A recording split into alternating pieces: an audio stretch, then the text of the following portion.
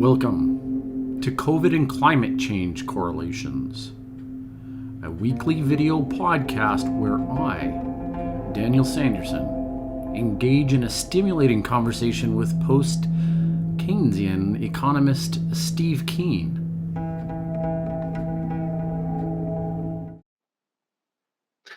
Okay, well, welcome everybody. I'm your host, Daniel Sanderson, and here in studio we've got Steve as normal, and also Ian Dunlop. Dunlop is a special guest, and Ian is a Australian engineer, writer, and energy expert with a particular interest in the intersection of corporate governance, corporate responsibility, and climate change.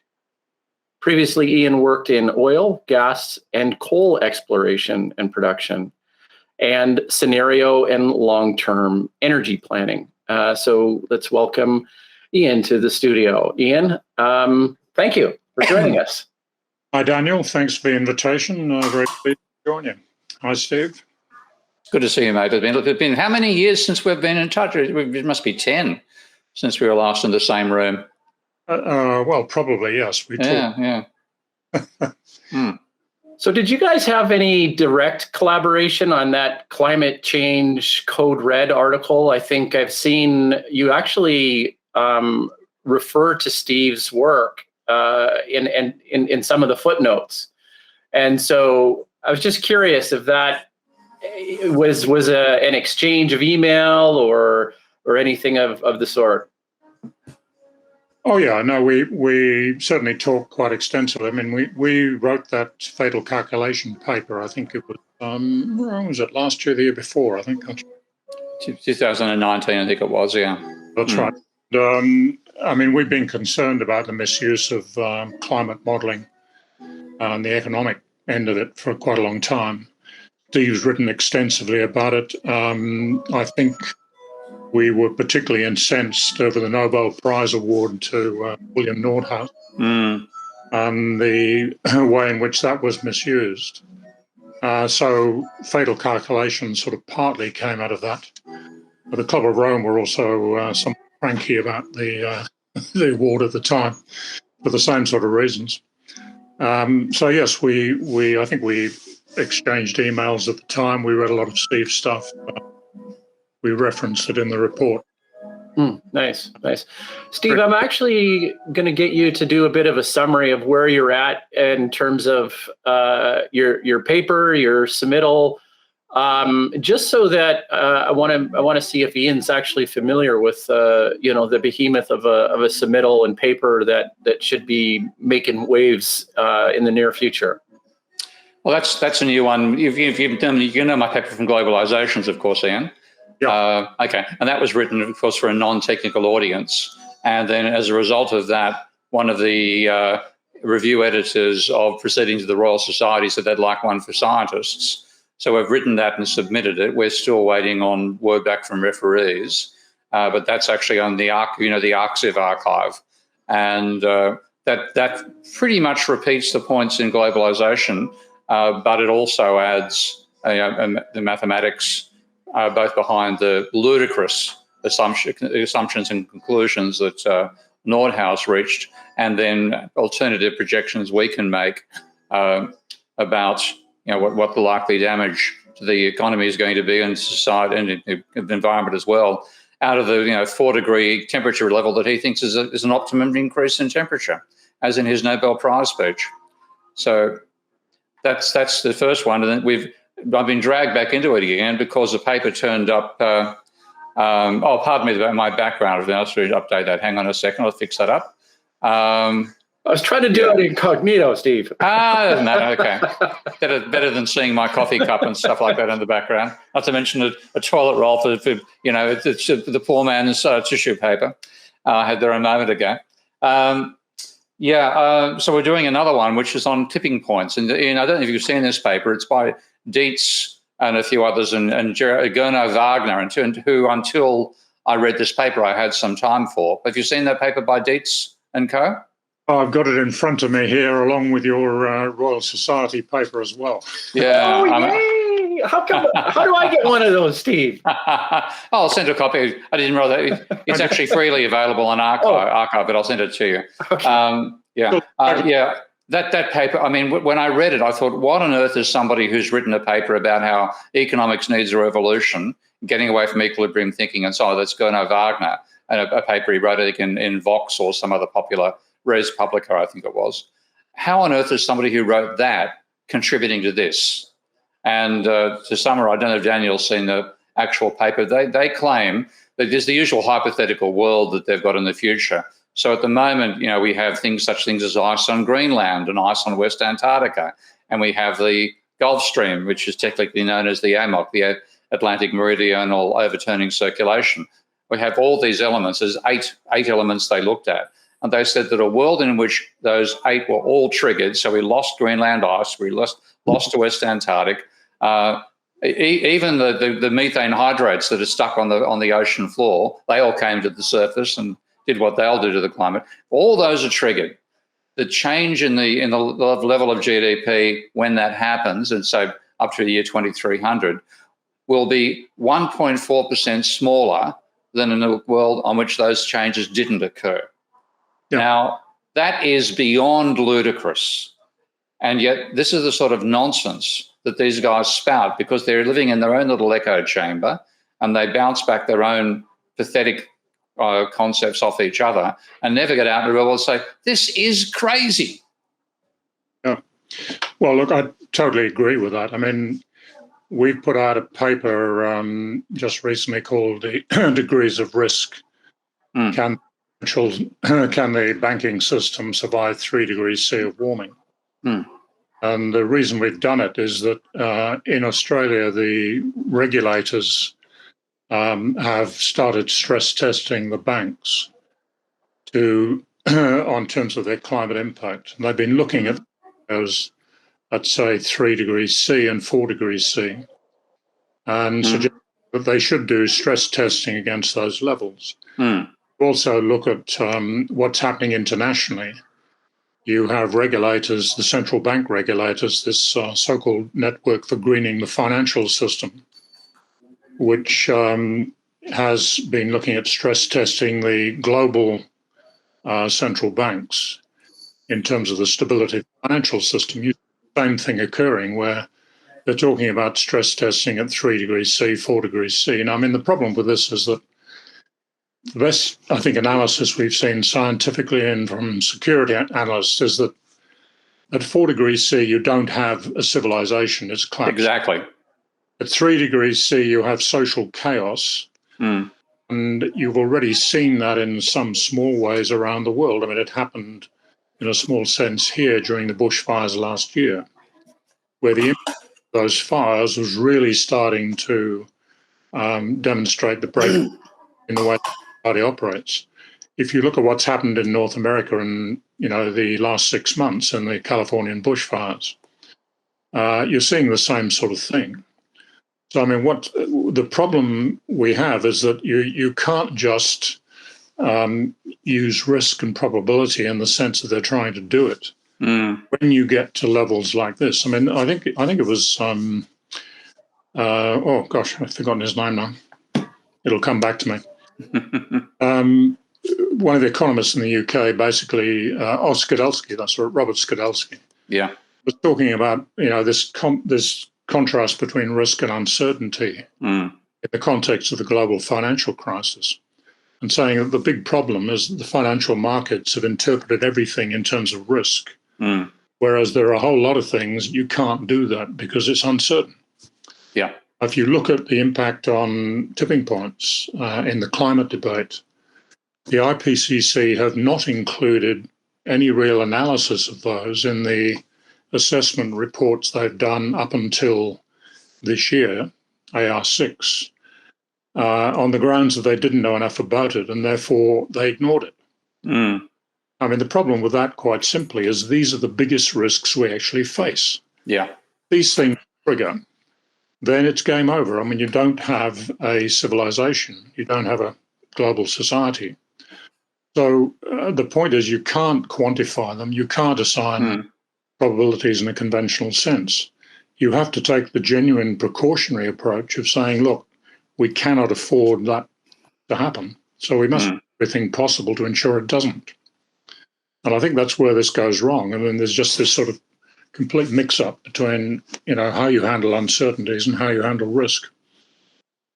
And it's also maybe how you handle weather and how you handle climate. And this is the thing which I was most horrified by when I got into this literature. I didn't start contributing in a serious sense to this until after I wrote my paper in 2019, which I did the work for in 2016, I suppose, where I showed the role of energy in production. And I said once I made a positive contribution saying you must treat energy as an input to labour and capital to explain output rather than treating it as an independent unit, then I thought I could read the literature. And I must admit my personal reaction when I heard that Nordhaus got the Nobel was I'd forgotten what I'd read about him back in the days of the Limits to Growth study. And I thought, oh, well, at least they're giving it to somebody who's working on climate change. Then, because I've now started getting into the area and I thought I could contribute, well, I better read the literature. And you know what I'm like. I read it, I go back every last comment they make, I go back and see where that came from. And I was, within a short while, I was literally so much in shock over the stupidity of what they were doing that I had my hands in my head like this, having read one comment. And my wife walked in at the time. She totally has no interest in this area whatsoever, a very Buddhist person as well. And she said, what are you doing? I said, I'm reading about climate change. She said, why do you read that stuff? Nobody wants to know about it. You can't do anything. If we die, we die. And that sort of slapped me out of it. But I thought, these guys have completely misunderstood what climate change is about. And by doing that, they've put it in the realms where you can use risk and probability. And even on that front, they're not doing it properly. And consequently, people who are using things like a 3 and 4 degrees Celsius as something they can do risk assessments on, if we get 3 instead of 4 degrees and they're still alive, the risk assessment they'll be doing is whether they want to be eaten by a tiger or a lion around the Arctic Circle. Yeah, exactly. I mean, there's a long history to this scientifically. I mean, go back to, I think, 2009, the Royal Society did an entire exercise on the implications of a 4 degree C world. And that wasn't very pleasant. I mean, that information is out there. People know about it. The concern we had in the degrees of risk paper we put out 3 or 4 weeks ago is that if you end up with those sort of assumptions being adopted by the key regulators in the global financial system, and you encourage people to assess the impact of 3 and 4 degrees C, what's been happening right through this process, and it started with the so-called Task Force on Climate-Related Risk Disclosure, which Mark Carney was instrumental in initiating way back, I think it started in 2015, and then recommendations coming out in 2017, which essentially encourages companies to disclose the financial risks they're exposed to because of climate. Investors are aware what is likely to happen. And that's all voluntary. And it's been a good exercise in the sense of really making companies face up to the implications of climate and start to think about it in a way they weren't before.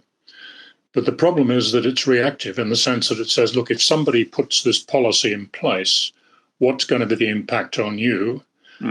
What's been happening is that people go to the major global institutions like the IPCC, like the International Energy Agency. They take the scenarios that are sort of on the shelf and say, well, how's that going to affect me? And of course, if you're a coal company in Australia, you say, well, my cost of production is the lowest part of the cost curve, and therefore I'll still be standing when most others are dead, and so it's going to affect me a bit, but it won't be the end of the world. Or we'll keep going for decades to come, as our government keeps telling us. Now, and the problem with that is that people become very complacent. It doesn't really, after a period of time, achieve the objective of really fronting the real risk implications of climate. And if you then get the major regulators around the world and in Australia starting to say, well, you really ought to stress test your organisations at 3 and 4 degrees C.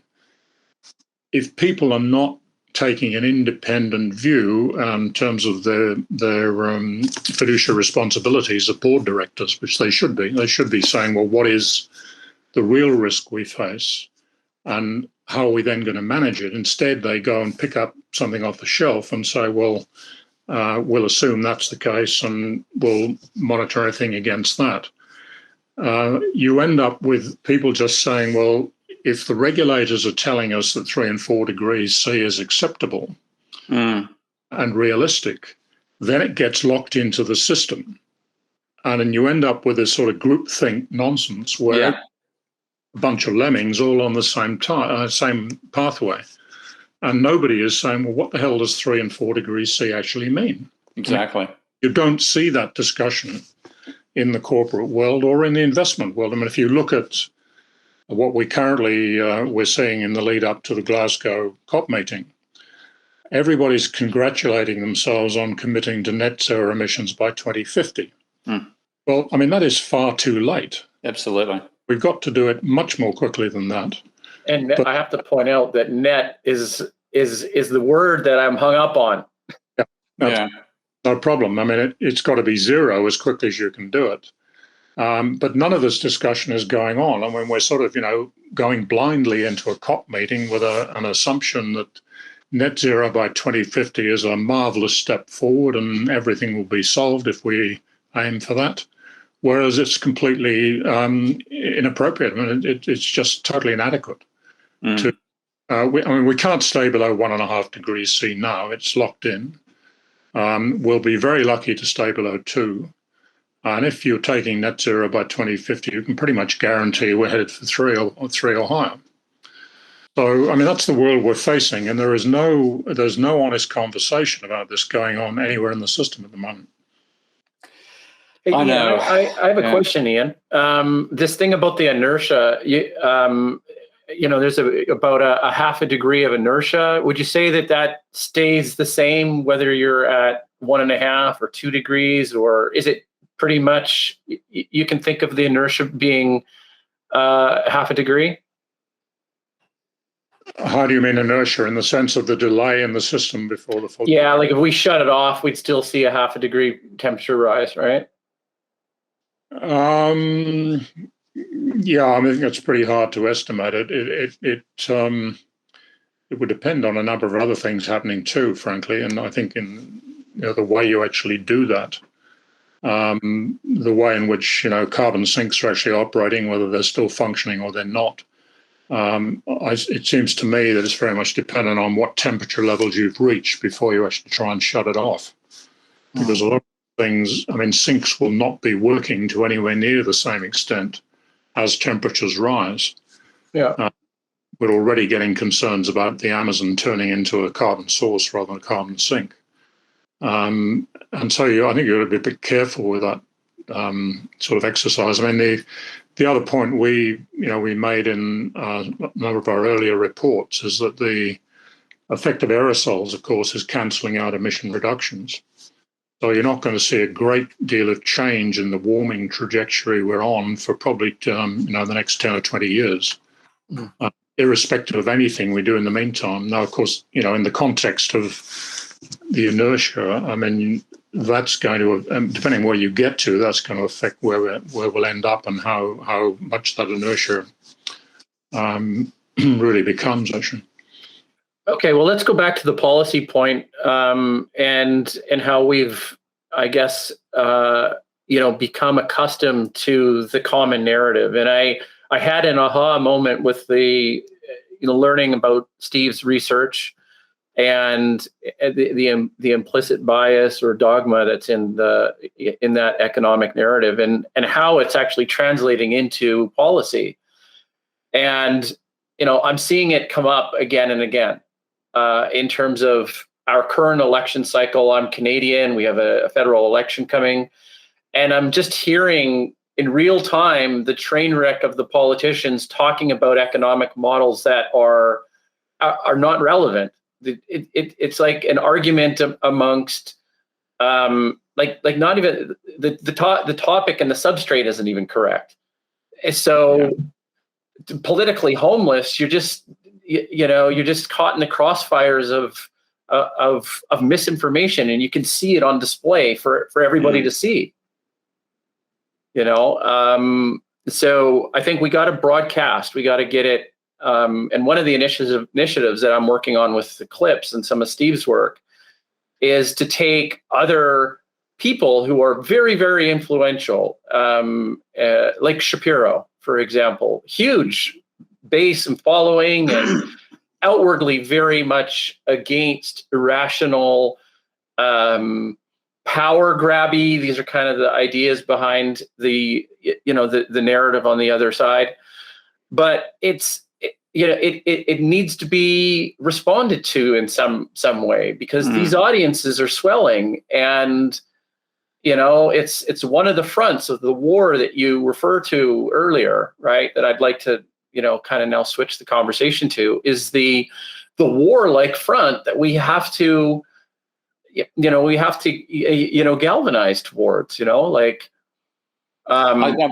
feeling, and Ian can comment on me on this front, is that if we had an intelligent economics, which was based on the biophysical foundations of production, then we would have had warnings of this 50, 60 years ago, which were limits to growth fundamentally was, and we would have been able to evade it over that time limit. Given that we've had a delusional economics, which lets people blithely discuss 3 and 4 degree temperature rises as, we'll cope with that much risk, thanks. There's no way that market mechanisms or anything else is going to work. But people have been so saturated with this belief that 3 or 4 degrees is manageable, that it'll take incontrovertible evidence that 2 degrees is not manageable before there'll be a change in sentiment, and you'll get politicians if suddenly realizing, well, oh my God, this is far more serious, we have to stop it, and then doing something rather more serious than net zero by 2050 becomes the only conversation. And we've seen, Dean mentioned the bushfires in America, of course, the floods at the same time on the other side of the country. Even though those have killed hundreds of people, the heat dome, I think it was about 600 excess deaths in the heat dome in northern USA, southern Canada. And then, of course, the floods, a couple of hundred people killed there. It'll take something which wipes out an order of magnitude, 3 orders, 4 orders of magnitude more people in one go, I think, before there'll be any wake up. And that's tragic, but it's to some extent human nature as well. And economists, rather than restraining our nature, have pushed us to continue that delusional nature forward on the precipice. Yeah, I mean, I unfortunately, I think you're probably right. I mean, if you look at what happened in the bushfires here last year, and they were totally unprecedented, and the full impact of that is still only being gradually revealed, I think, in terms of effect on the ecological systems and so on. Our government response initially, I mean, the usual way Australia operates is people respond very well to emergencies. So came into focus, but it was reactive. And what you're now finding is, of course, time's gone by and people still really haven't been helped to get on top of the problem. People are still sleeping in caravans in some places and so on. And political system moves on, tends to forget until we get to the next problem. Everything has become extremely short-term focused, and it's probably worse here than in most places. We have the overlay of a very high carbon society, which is still totally dependent on coal. And getting the political class out of their sort of myopia is proved to be extremely difficult. So it is going to take something really major to force the issue. Quite what format that'll take, I don't know. But the only thing, I think the other side to the coin, though, is what we are finding here now is that there is a lot more conversation in the community about the fact that we have a complete failure of leadership on politicians to address not only the climate issue, but the fact that in the COVID response to COVID and so on, what's become very clear is we haven't got people who genuinely can take a long-term view, which is based on a sensible interpretation of the science. A bunch of populists who do one or two things right, and then they can't help themselves in terms of trying to get back onto the old growth path and open up the economy in the traditional way. So it's possible, I think, that you may get a more rapid community response than we perhaps have been thinking, Steve, but I'd like to think so. But you may be right. It's going to take something a bit more really unfortunate to force the issue. Yeah. And I've just got to, if you haven't read the Dietz paper, I'd have to give you some ideas of just how absurd this stuff is. And it's reaching the point where you have to, hopefully have to say, we've clearly been utterly misled. And I think that, to me, the only thing I'm focusing on now is getting that realization out there that you cannot trust what you've been told, and therefore those 3 and 4 degree numbers you're working with are nonsense. And the Dietz paper tried to assess the impact of climate change on the ecology as well as on the economy. So they have all the projections of economic damage from temperature rise, but this was intended to say things which don't turn up in GDP. And what they used was a concept you'd be familiar with, the willingness to pay estimate, as a way of working out what actually is the value of a non-monetary resource. So in cost-benefit analysis, if you have a local council considering whether they preserve a nature reserve or they convert it into a skateboard park, what they will do is ask people in the local community, what are you willing to pay to maintain the nature reserve? And then they can compare that to the monetary revenue from the skateboard park. And when you're doing that sort of thing, to some extent, Ian and I were bushwalkers, that sort of thing, we'd say we put a lot of value on that, and you'd get a certain number which gives you a valuation of the nature reserve, which is certainly not its precise ecological value, but it does give you a numerical comparison with the skateboard park. Well, Dietz and co. borrowed stuff from Mann and co. in 1995, where they used exactly that same concept to apply to the overall ecology and said, what is the willingness to pay of people in wealthy countries to prevent climate change damage? And they then used that to give you a quantified value of the ecology. And the numbers they plucked out of the air, and I could actually say more locally, it was very smelly part of the air, if you ask me, they plucked out of the air was that a 2.5 degrees Celsius rise in temperature would cause a 2% damage to the ecology. Now, having done that, as well as something as ludicrous as that, they then said, assuming then the damages are quadratic, okay, and the damages to the ecology is 100% destroyed at a 17.68 degrees Celsius rise over pre-industrial levels. And you think, oh, come on. If anything, it exposes how stupid this is. 17.6 degrees to make the average temperature of the planet roughly 33 degrees. And that means that for most mammals on the planet would be dead. The only species that are likely to survive that are microflora, microfauna, and that's even around the poles. I don't think the temperature of the planet is, except in the days that it was actually a molten mass of lava, in the time that there's actually been a definable biosphere, it's never been 17 degrees above the pre-industrial level. And here they're saying that much rise, is needed to damage. And the other thing is, the same paper they took this from had a projection that the economy would exist out until temperatures were 50 degrees above pre-industrial levels. And people are taking this seriously. Yeah, I know. I mean, it's really got completely out of control and effects. And but I think it comes back to this whole issue of financial markets again. I mean, you get annual qualification that past performance is no indication of what might happen in the future. Indeed. Continually told, but I mean, the fact is we have no experience of these sorts of temperature increases other than through the paleoclimate record that Yep. we look at. And therefore, this sort of continual interpretation or extrapolation of past economic performance is completely meaningless in the world we're now entering into, because we've moved way out of any conventional boundaries. I think that if you look at the planetary boundary arguments that people like Rockstrom and others have put forward, and hot house Earth nonlinear changes, it's a completely different world. You can't do that.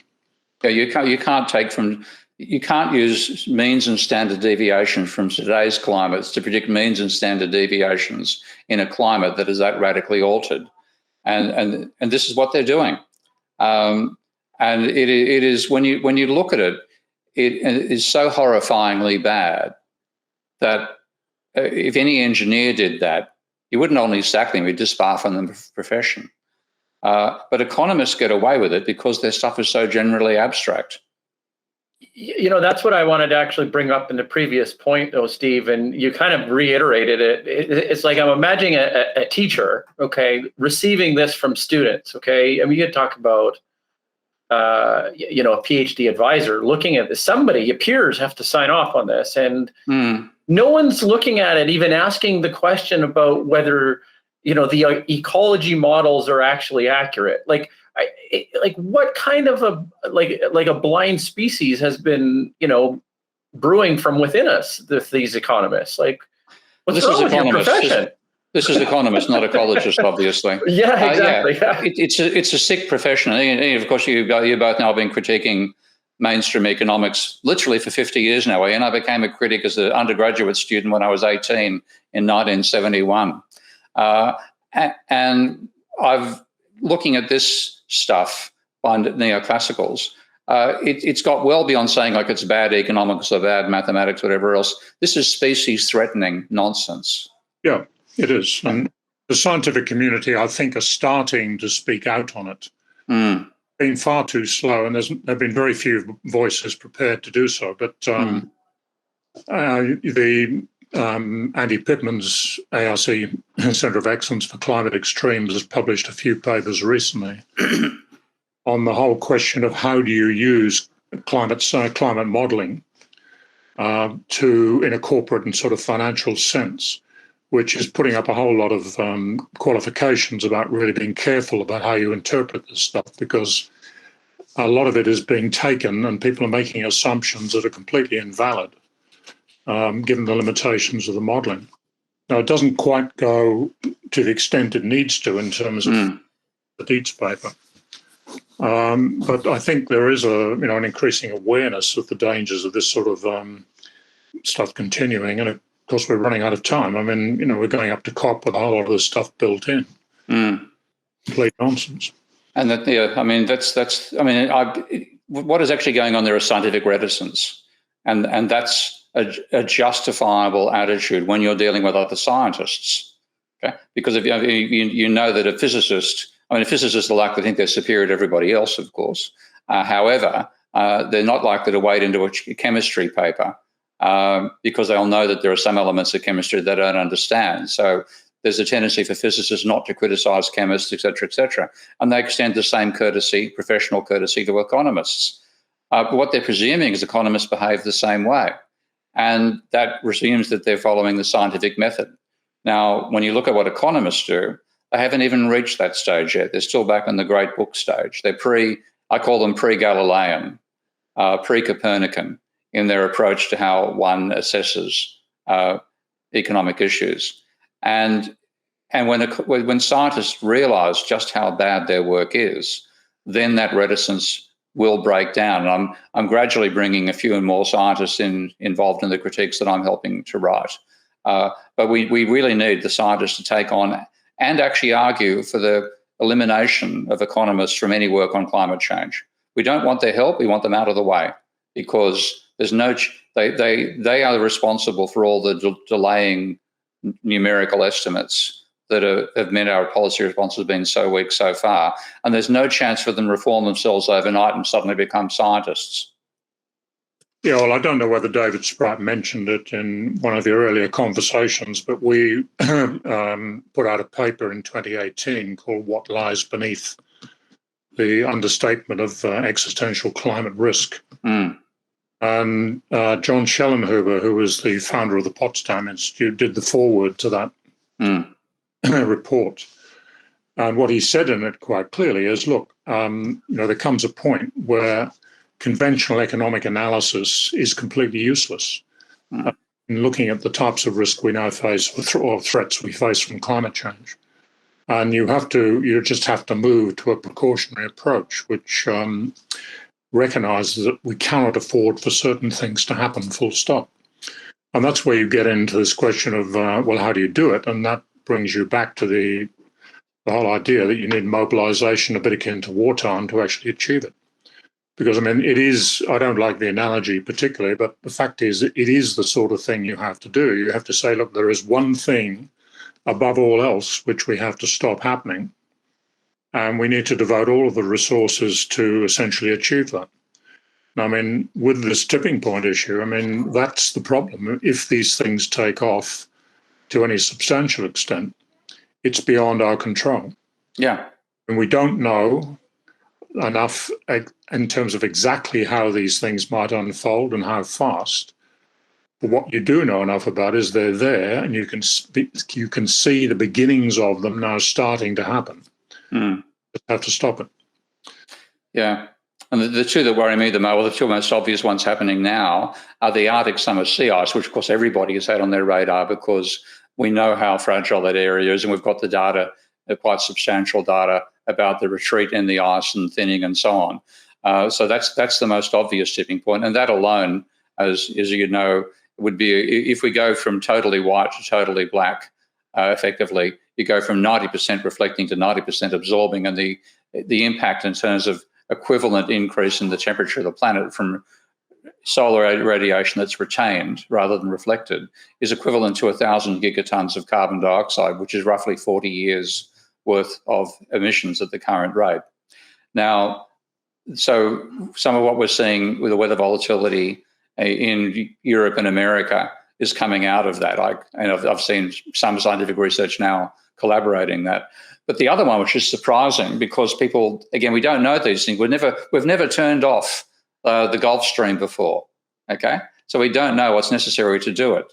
And most of the studies that I was looking at from about a decade ago were assuming it would take 2 or 3 centuries and maybe a 3-degree increase in temperature to do that. But recent empirical data is indicating quite a substantial slowdown. And it may even be that AMOC tips at the level of temperature rise we're talking about now, which is of the order of 1 to 1.5 degrees Celsius. And over a time frame, there may be decades, not centuries. So if that happens, we're in a totally different planet.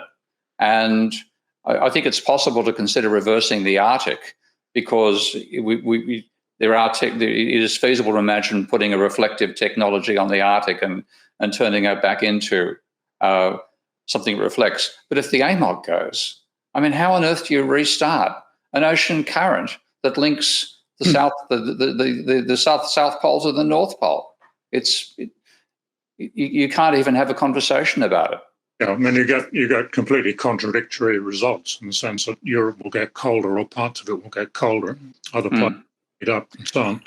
I mean, Sir David King wrote the foreword to our Degrees of Risk report, and he has the Centre for Climate Repair in Cambridge now, which is specifically at how do you refreeze the Arctic.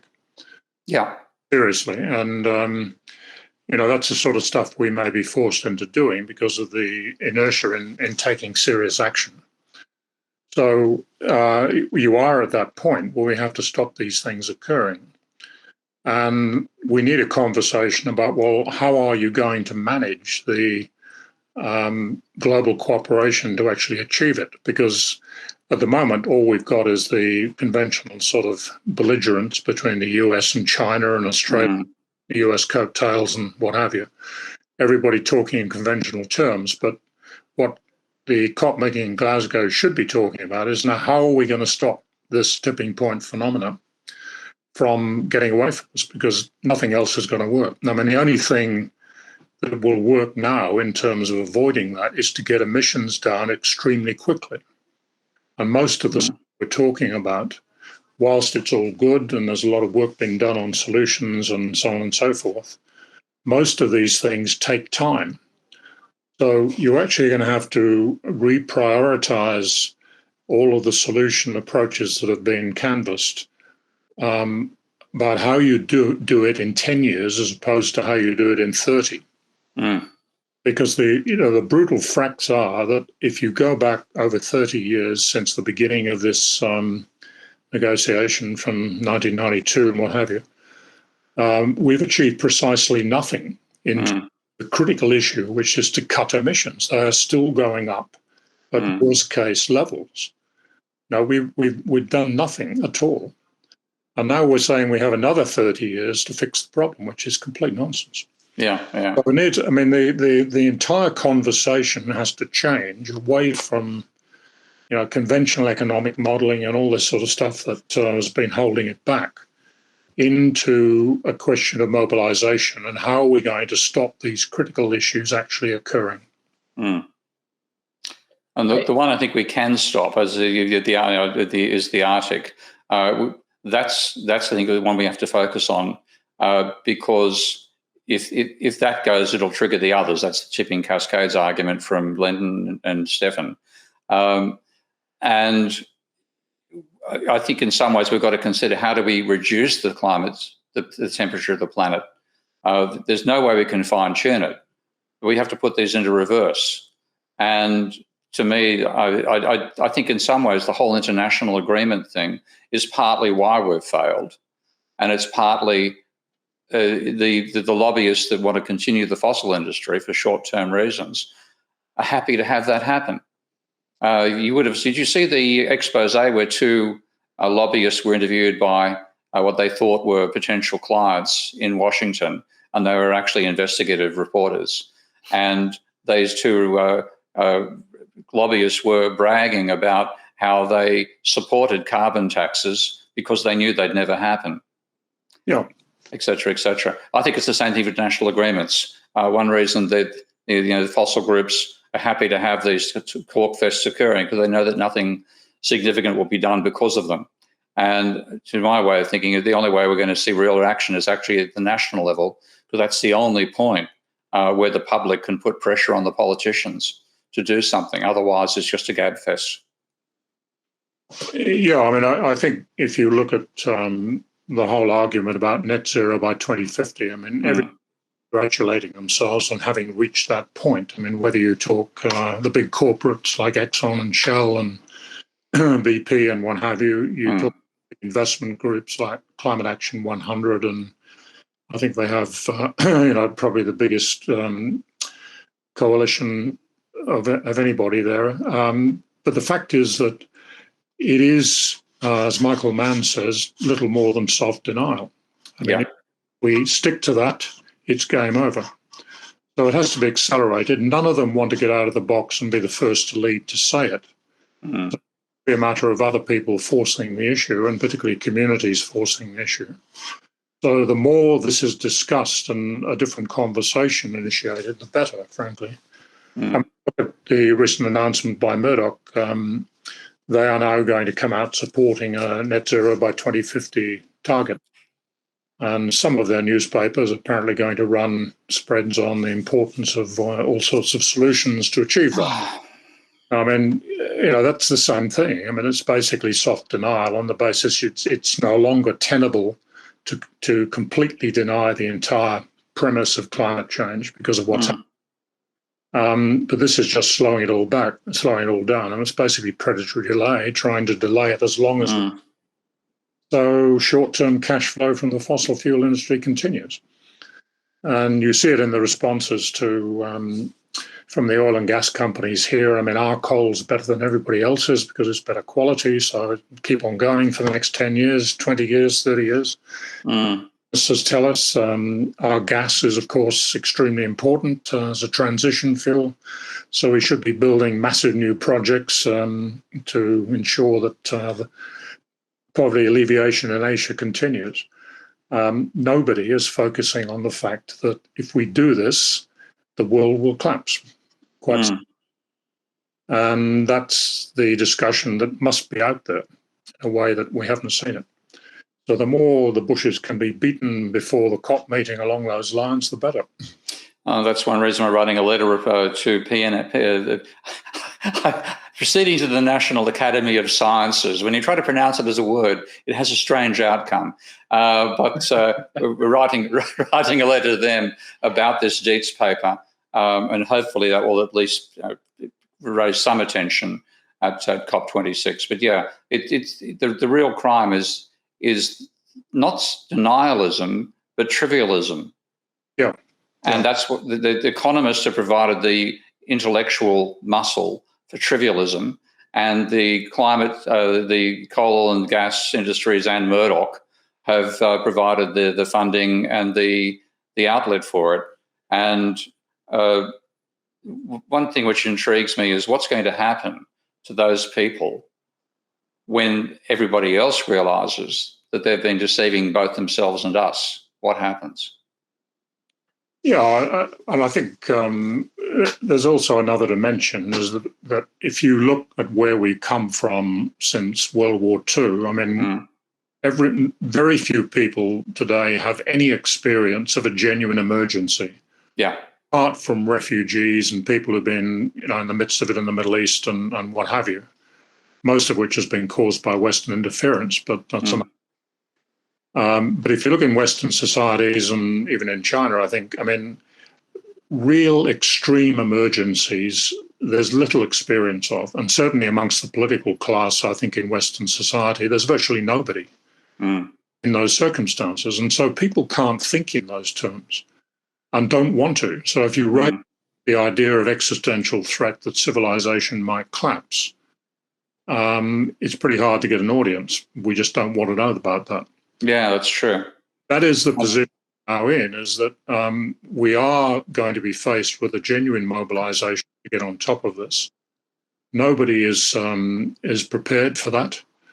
We've just produced a report a few days ago by a small group called the Australian Security Leaders Climate Group, which is a group of retired military people mainly, on the whole question of applying military preparedness and planning thinking to the broader questions of human security. I mean, this is not national security in the conventional sense, in the way in which militaries here in Canada, in the UK and the US tend to think about it, but human security in the broader context. I mean, how are we going to respond to the impact of climate change in regions like Southeast Asia, for example, where you may well have 1 billion people on the march because they're going to be forced out of their normal habitat by virtue of what is likely to happen, and quite possibly within, say, the next 20 or 30 years.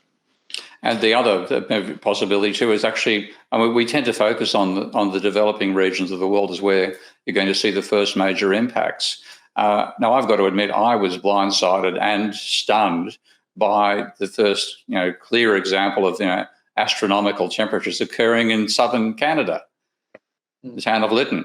And with it is quite possible that the catastrophic damages that finally wake people up won't happen in the equatorial regions. They may well happen in the subpolar.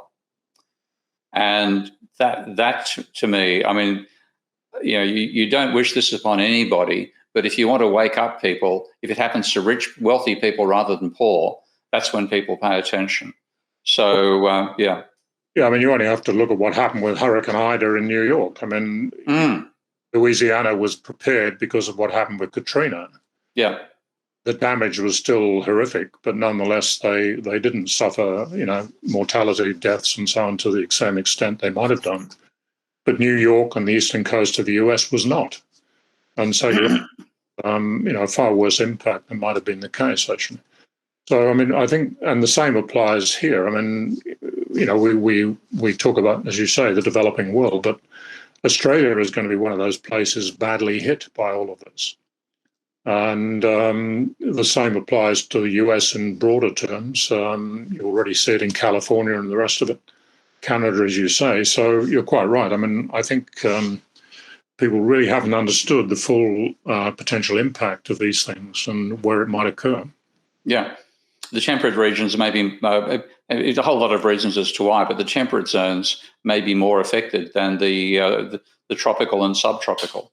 Yeah. And I mean, that sort of thing, if it happens in India, even if, like as you see in the Kim Stanley Robinson's opening chapter, if you've read Ministry for the Future, which I was disappointed by as a book, by the way, but the opening chapter has millions of people dying in one day because of a wet bulb temperature catastrophe in northern India.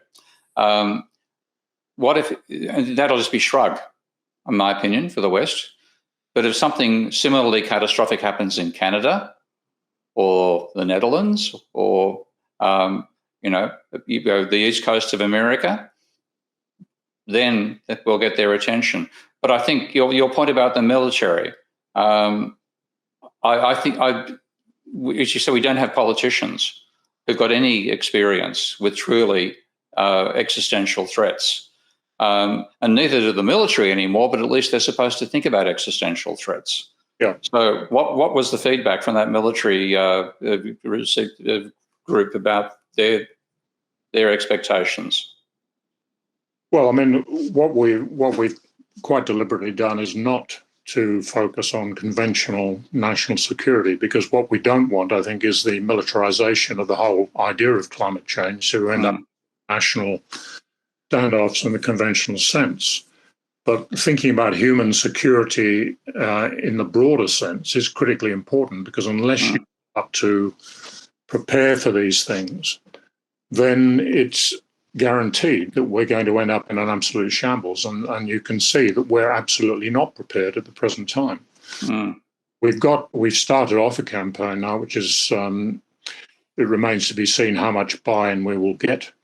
The initial response has been, I think, a lot of people quite interested, but it's got to be taken much more broadly than that. And there are linkages. I mean, similar things have been happening in other countries in looking at climate and security in that sort of context. So it's early days, actually, to give you an honest response to that, Steve, but I'll keep you informed.